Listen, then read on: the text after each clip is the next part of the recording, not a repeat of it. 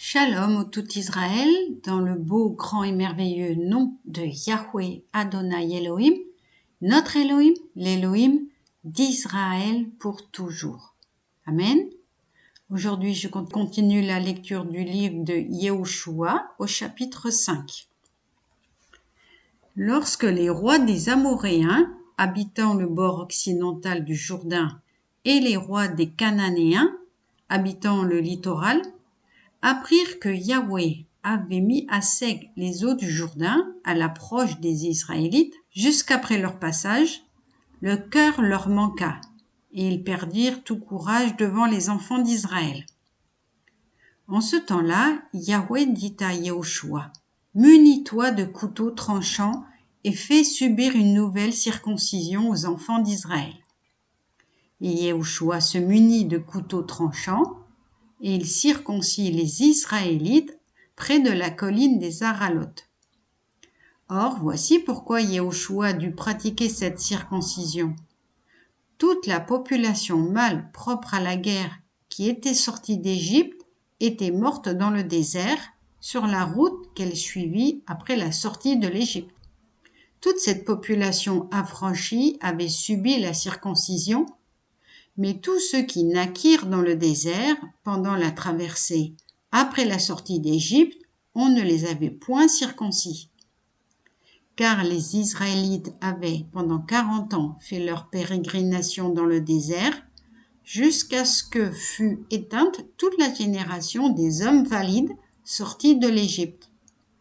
De ces hommes qui n'avaient pas obéi à la voix de Yahweh et à qui l'Adonai Yahweh avait juré de ne pas laisser voir le pays qu'il avait promis à leur père de nous donner, ce pays ruisselant de lait et de miel.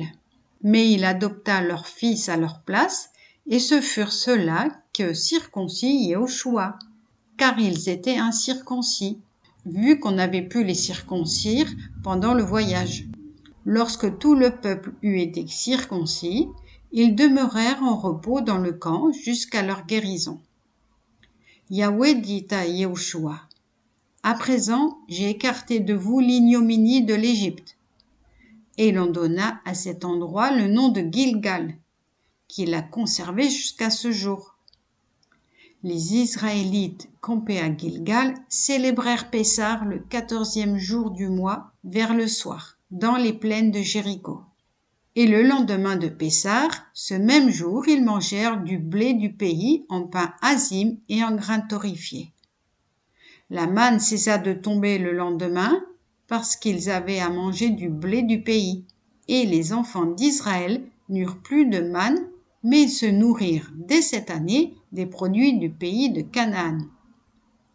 Un jour, Yehoshua, se trouvant devant Jéricho, leva les yeux et vit un homme debout en face de lui, l'épée nue à la main. Yehoshua alla à lui et lui dit, « Es-tu des nôtres ou un de nos ennemis ?» « Nullement, répondit-il, je suis le chef de la milice de l'Adonai, qui suis venu présentement. » Yehoshua tomba la face contre terre en se prosternant et lui dit, « Qu'ordonne mon Elohim à son serviteur ?»